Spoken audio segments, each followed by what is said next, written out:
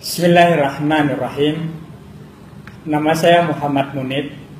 Saya tertarik untuk merespon menanggapi pidato kebangsaan teman saya, saudara Anies Baswedan, yang barusan berlangsung di TV One.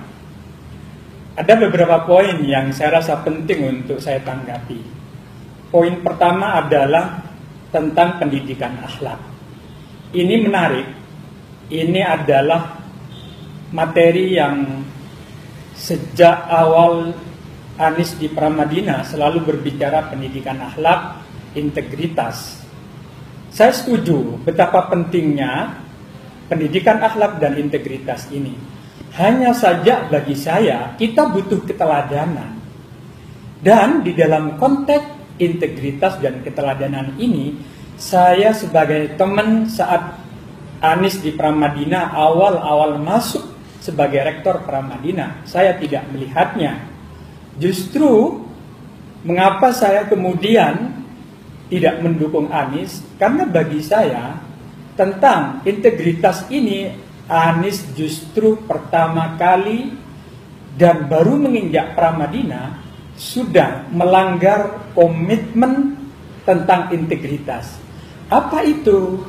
Yaitu komitmen yang kami sepakati tentang good governance dan anti KKN. Karena kenyataannya Anies menjanjikan kepada saya untuk menegakkan good governance dan anti KKN. Justru dialah peletak koncoisme, peletak KKN di Pramadina dengan membawa teman-temannya Purek 1, Purek 3, dan Kepala Biro. Bagi saya ini pelanggaran komitmen yang sangat mengecewakan dan sangat tragis. Karena Anies, temanku itu, sering berbicara pentingnya integritas, tetapi justru dia sendiri yang tak punya integritas. Bagi saya ini adalah pelanggaran tentang akhlak, yaitu bila mana berjanji, seperti halnya Rasulullah katakan 3 tanda-tanda dari orang munafik itu. Bila berjanji ia khianat, bila berkata ia berbohong. Anies berjanji dengan saya komitmen bahwa Purek itu wilayah dari murid-murid Cak Nur. Itu dia mengingkari. Yang kedua yaitu ia berjanji, berkhianat, ia berkata, ia membohongi perkataannya sendiri. Karena kenyataannya ia membawa konco-konconya yang katanya akan menegakkan good governance dan anti KKN. Kedua, bagi saya catatan dari apa yang ia sampaikan dalam pidato tadi, yaitu tentang persatuan. Kita lihat apa yang dilakukan oleh fans, oleh pendukungnya, oleh supporternya, oleh simpatisan Anies. Bagi saya nonsen dan bullshit berbicara tentang persatuan. Kalau berbicara tentang persatuan, tentunya orang-orang yang wafat, ibu-ibu yang wafat, yang kebetulan dia melihat kinerja Ahok yang sangat bagus, ia kemudian memilih Ahok atas kesadaran amal perbuatan Ahok di dalam membenahi Jakarta. Tetapi apa yang dilakukan oleh tim dan supporter simpatisan Anies, mereka tidak mau mensolatkan solat jenazah kepada para pendukung Ahok dan Pak Jarod ini. Bagi saya ini pelanggaran komitmen yang ia sampaikan tentang persatuan. Hal lain, Anies memang doyannya membuli. Apa ya? Ini bawaan oroknya. Tadi ia berbicara Jakarta tidak ada perubahan. Ia mengabaikan fakta dan data yang kemudian dalam kenyataannya warga Jakarta sampai 70% warga Jakarta puas dengan kinerja perubahan yang dilakukan Ahok.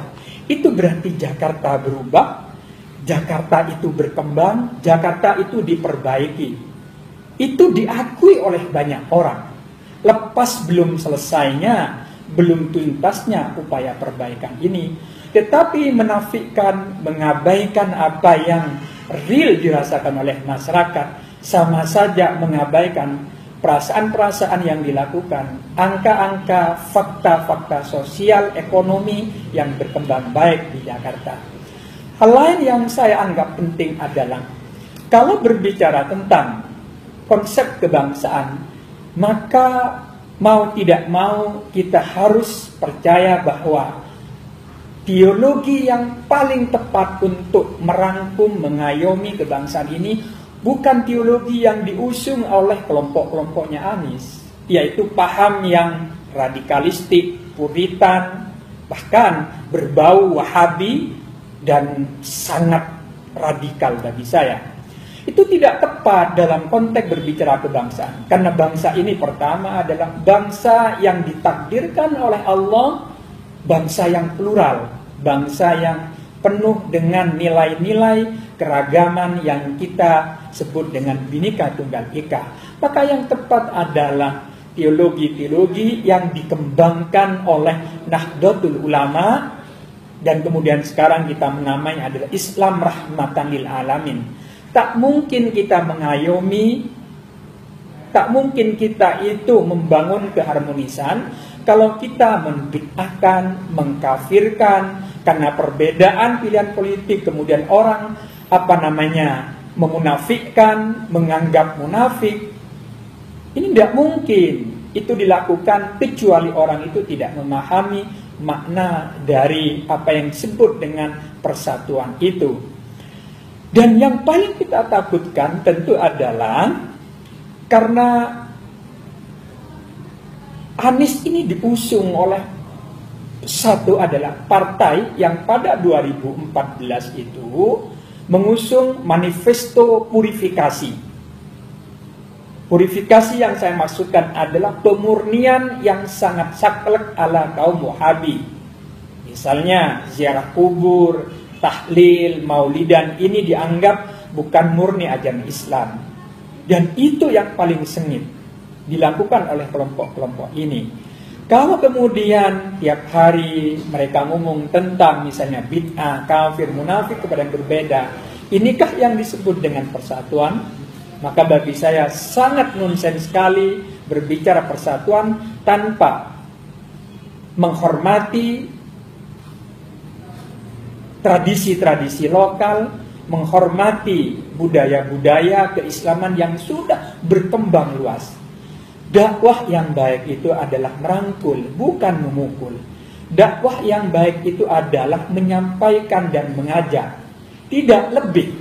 Tetapi kalau dengan penuh caci maki, kalau penuh dengan misalnya bahasa-bahasa yang sangat kasar terhadap tradisi lokal, terhadap tradisi-tradisi keislaman yang berkembang di Indonesia, maka itu sama saja merusak persatuan, kesatuan bangsa.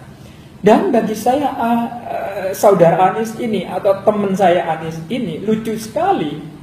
Ia berbicara tentang persatuan kebangsaan, bicara tentang pidato kebangsaan, tetapi ia bagi saya menggunakan jargon-jargon, menyerang, membuli, agresif sekali saat misalnya debat-debat yang terjadi. Bagi saya ini cermin, ini adalah ekspresi yang mengabaikan persatuan yang malam ini ia coba yakinkan.